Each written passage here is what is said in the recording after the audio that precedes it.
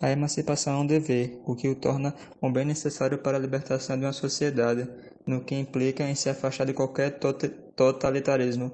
O autor deixa bem claro que o termo libertar-se é literalmente libertar-se de algo que o prende, que o impeça de se mover e, consequentemente, com sua liberdade. Se começa a sentir um sentimento de que finalmente é livre, e poder se mover ou agir como bem entender. Se a função do mundo é frustrar meu querer num limite em que ele se torne compatível com a realidade, e com isso se vê um equilíbrio, adequar o querer à realidade ou aumentar a própria possibilidade de ação sobre o mundo, com o objetivo de atingir os objetos e objetivos da vontade. Bauman estabelece a divisão entre a liberdade subjetiva e objetiva. A liberdade subjetiva envolve a ação do agente na realidade, pois é percebida em relação ao princípio de realidade. As possibilidades práticas de ação estejam dentro das possibilidades deste princípio. Tem-se um sujeito que se sente livre, mas esse tipo de liberdade não é comprovada, já que sua liberdade objetiva depende sempre das possibilidades práticas reais e das limitações impostas externamente por meio de relações da sociedade e internamente através das próprias aspirações de cada agente.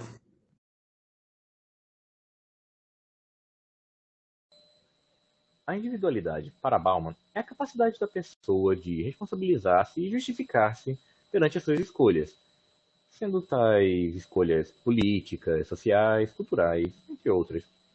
Bauman acreditava que, antigamente, na modernidade sólida, o indivíduo era capaz de se focar em ideais que auxiliavam em suas escolhas na vida, tais como influência no trabalho, na família, religião e na área da cultura em que ele estava envolvido. Também acreditando que na modernidade líquida, mais atualmente, as pessoas não possuem mais um foco em um objetivo final dado a eles pelas escolhas da vida, como cultura, família de novo. Eles não possuem mais um foco num objetivo. Eles estão dando mais importância ao meio. Tanto que eles foram denominados por Bauman como obcecados pelos valores, pois não possuíam mais a importância e a visualização do objetivo final que elas deveriam ter focado. Modernidade líquida é o termo usado pelo sociólogo polonês Zygmunt Bauman para definir o tempo presente, também chamado de pós-moderno, por alguns sociólogos e cientistas sociais. A associação com o líquido vem do fato de que a sociedade atual seria, segundo Bauman, marcada pela liquidez, volatilidade e fluidez. As relações e acontecimentos não são feitos para durar, são rápidos, estão em constante mudança e não conservam sua forma por muito tempo. A modernidade sólida foi marcada pelo excesso de ordem, repressão, dureza e regulação. É também característica da modernidade sólida a aceitação de autoritarismo e violência para garantir a estabilidade, a regra e a ordem, tanto na vida social e emprego, quanto nas instituições sociais.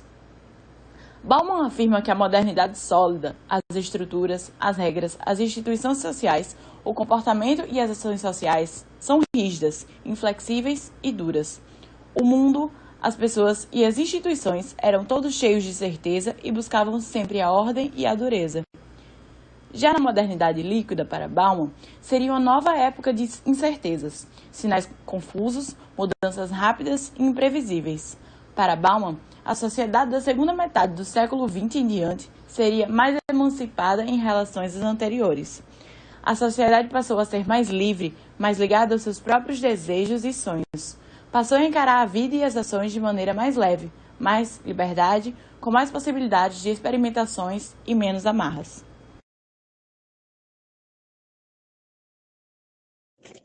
No texto de Bauman sobre tempo e espaço, o autor inicia o capítulo refletindo sobre a categoria espaço a partir do projeto do arquiteto inglês George Heselton, que consistia na construção de Heritage Park, uma cidade planejada. Segundo o sociólogo, o projeto de Heritage Park consistia em uma fortaleza que, apesar de ser segura contra ataques externos, assaltos e vandalismo, como exemplo, sufocava internamente a comunidade que ali residia. Desta forma, esse projeto queria vender a ideia de uma sociedade perfeita, que vivesse em harmonia, onde o outro, como vagabundo, assaltante, etc., poderia ser evitado. Contudo, isso acabava também reprimindo os próprios moradores.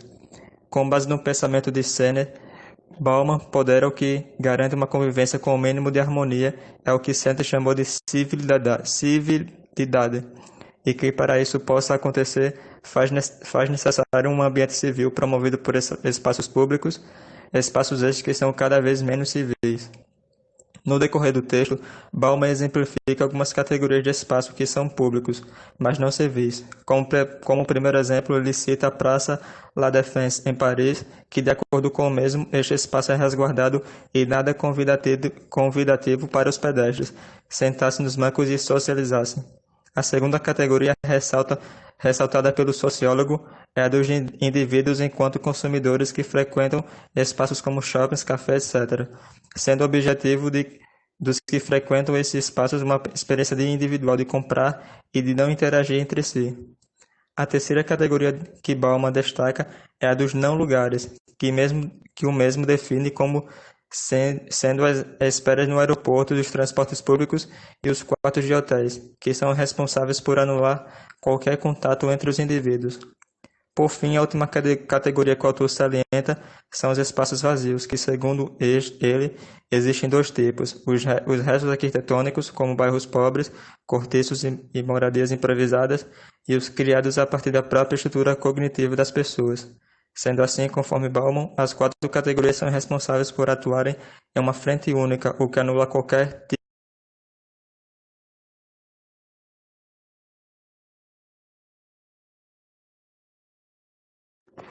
O trabalho na modernidade sólida era considerado exatamente aquilo que iria construir o futuro. As bases do futuro seriam o produto de intenso trabalho feito no presente, a quem é confiado o progresso, pois este, por sua vez, é uma maneira de entender o que presente é capaz de criar o futuro. Quando se fala sobre o progresso, há duas noções escondidas: a crença de que nós estamos alinhados com o tempo, ou seja, não estamos atrasados e somente nós podemos fazer algo acontecer. A história está em nossas mãos.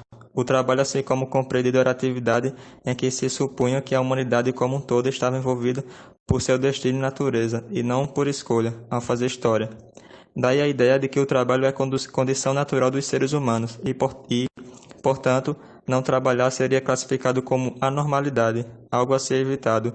Seria necessário coagir cada indivíduo para o trabalho e jogar dentro do conceito de trabalho uma satisfação intrínseca em sua própria atividade. Os indivíduos do capitalismo pesado, da modernidade sólida, confiavam na administração, na regulação e na equipe de controle.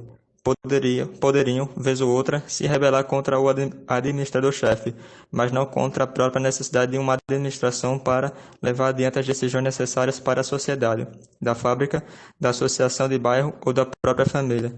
Já no capitalismo leve, ou na modernidade líquida, os indivíduos se veem como únicos responsáveis por diversas tarefas que antes eram decididas por equipes especializadas. Eles nem mesmo sabem como decidir o objeto da decisão, os fins das suas próprias vidas. Isso gera um novo tipo de indivíduo, ao contrário do capitalismo pesado. O capitalismo leve carrega consigo a obsessão por valores. Os atos do capitalismo pesado eram a partir da eficiência em relação aos objetivos traçados, mas quando não há objetivos traçados, fins específicos, o meio passa a ser o foco da ação e os fins se tornam objeto de agonia e ansiedade. A identidade é o conjunto de atributos que caracterizam alguma pessoa ou alguma coisa, ou seja, é a soma de características de um indivíduo que tornam elas diferentes das demais. Essas características elas podem ser compostas de diversos tipos, dentre eles podemos definir a sua etnia, a sua raça, o seu conhecimento geral sobre as coisas, sua religião e muito mais. Isso forma uma identidade para a pessoa, faz com que ela seja única no universo e que ela seja única no mundo. A identidade ela pode ser subdividida em diferentes tipos. Dentre elas podemos citar a subjetiva ou a pessoal, que resulta da consciência de cada pessoa tendo dentro de si mesma, sendo objetiva ou física, que baseia na análise física do indivíduo, examinando algum objeto ou alguma coisa ao seu redor. Dentre si, a gente juntando as duas, a gente pode ter o seu pensamento. O pensamento define também que aquela pessoa é diferente das demais, isto é, elas são únicas, elas pensam de forma diferente e têm opiniões de formas diferentes. Uma vez que a opinião é igual à de outra pessoa, quer dizer que ambas têm o mesmo pensamento de forma semelhante, porém nunca de mesmo caminho, visto que uma vez Uma das pessoas pode ter pensado por um caminho e a outra de outra forma.